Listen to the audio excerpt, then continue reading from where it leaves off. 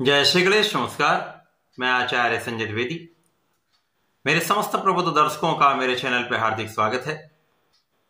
प्रिय दर्शकों, आज मैं मकर राशि का वर्ष 2025 का वार्षिक राशिफल लेकर आपके सम्मुख उपस्थित हूं।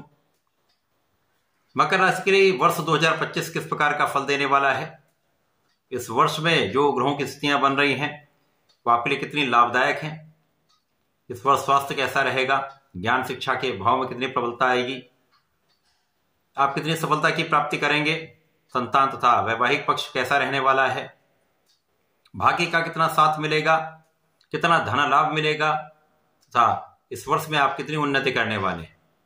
इसी प्रकार से यदि कहीं पर कोई अवरोध या समस्या है तो उसका क्या निराकरण है, संपूर्ण विश्लेषण मैं पूर्ण तर्क के साथ करने जा रहा हूं।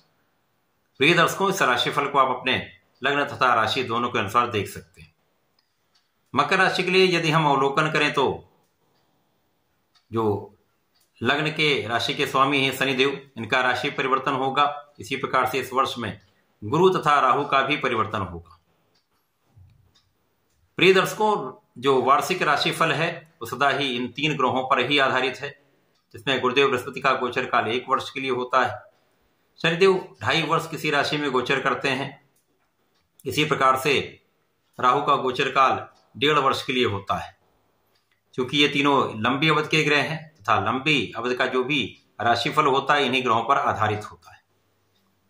प्रिय दर्शकों, सनातन वर्ष सदा ही चैत्र माह की प्रतिपदा से प्रारंभ होता है।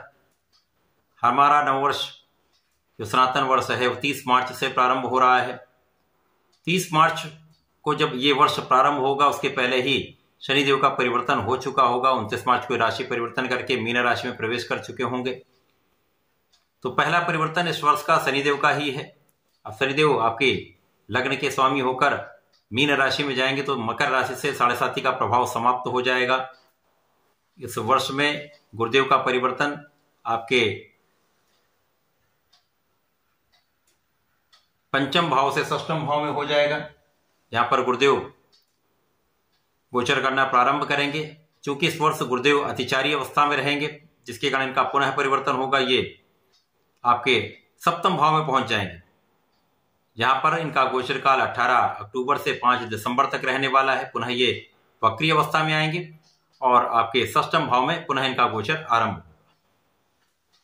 राहु का परिवर्तन आपके लिए तृतीय भाव में चल रहा है, जहां से इनका गोचर आपके द्वितीय भाव में हो जाएगा, जहां पर ये पूरा वर्ष रहने वाले हैं।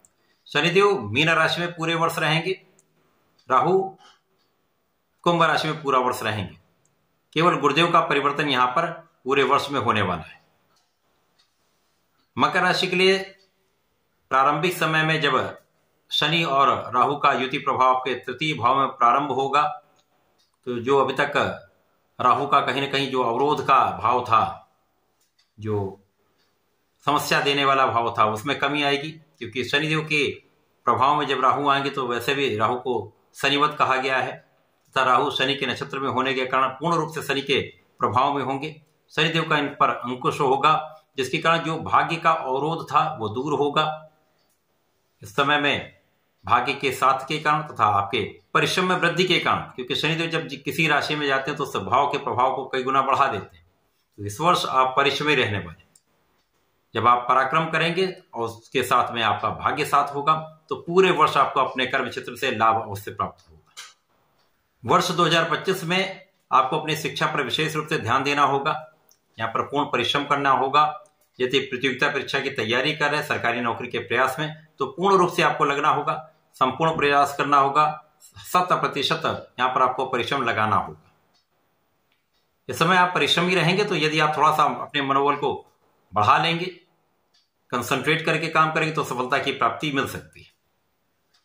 इसी प्रकार से इस वर्ष शनि राहु का जब तक प्रभाव तो थोड़ा सा कहीं ना कहीं कुछ आकस्मिक समस्या हो सकती है, थोड़ी बहुत समस्या भाग्य के क्षेत्र में हो सकती है। परंतु जब राहु राशि परिवर्तन कर लेंगे उसके पश्चात पूरा वर्ष शनिदेव यहां पर रहेंगे तो आपके भाग्य को विस्तृत करते रहेंगे, तो पूरा वर्ष भाग्य का साथ मिलेगा। आपको धर्माचरण शनिदेव कराएंगे, आपको न्यायोचित रखेंगे, धर्म कर्म के कार्यों में आपका मन भी लगेगा। कुछ यात्राएं हो सकती हैं, यात्राओं में आपको लाभ भी मिलेगा। अनावश्यक यात्राओं से बचें, बिना कारण के व्यय से बचें। इस प्रकार से यदि हम अवलोकन करें तो राहु का प्रभाव आपके जब तक तृतीय भाव में है तो इनका प्रभाव आपके सप्तम भाव में होगा, नवम भाव में होगा तथा एकादश भाव में होगा। इसी प्रकार से गुरुदेव का प्रभाव जो आपके पंचम भाव में है उनका भी प्रभाव आपके भाग्य पर होगा, आपके एकादश पर होगा तथा आपके लग्न पर होगा। तो जहां जहां राहु का दुष्प्रभाव प्राप्त हो रहा था, इस वर्ष में गुरु और शनि का संयुक्त प्रभाव मिश्रित रूप से राहु के दुष्प्रभाव को कम करने वाला है। तो आपका भाग्य संपूर्ण रूप से साथ देगा, लाभ की वृद्धि तय है। इस वर्ष आपकी इच्छाएं निश्चित रूप से पूर्ण होंगी। इसी प्रकार से आपके लग्न की प्रबलता प्राप्त होगी तो आप स्वस्थ भी रहने वाले हैं। अब जब गुरुदेव का परिवर्तन आपके षष्ठम भाव में हो जाएगा जो कि रोग ऋण शत्रु का भाव है, तो यहां पर आपको अपने खाने पीने पर नियंत्रण रखना होगा, बाहर के खाने पीने से बचना होगा, एक अच्छा लाइफस्टाइल को अडॉप्ट करना होगा, व्यायाम प्राणायाम आपको करना चाहिए। यद्यपि इस समय में किसी बड़े रोग की संभावना नहीं है, इस समय शत्रुओं पर पूर्ण विजय आपकी होगी तथा इस वर्ष में आप अपने ऋण से मुक्त हो सकते हैं तथा यात्राओं से, या जो लोग घर से दूर रहकर कार्य कर रहे हैं, विदेशों से संबंधित होकर कार्य कर रहे हैं, उनको विशेष लाभ यहां पर प्राप्त होगा।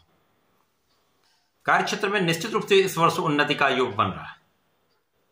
जब 14 मई को गुरुदेव का परिवर्तन होगा, उसी के साथ साथ 18 मई को राहु का भी परिवर्तन हो जाएगा। अब राहु द्वितीय भाव में जाएंगे तो आपकी वाणी को यहां पर दूषित कर देंगे। यहां पर केवल इस समय आप इस पूरे वर्ष में आपको अपने वाणी पर ध्यान देना होगा। परिवार के मध्य में विशेष रूप से आपको बोलने से पहले 10 बार सोचना होगा, क्योंकि वाणी की कठोरता से, वाणी की कटुता से परिवार के मध्य में भी समस्या उत्पन्न हो सकती है। अतः इस वर्ष इसका विशेष ध्यान रखें। आप यदि यहां पर ध्यान रखेंगे समस्याओं से बचेंगे, क्लेश से बचेंगे।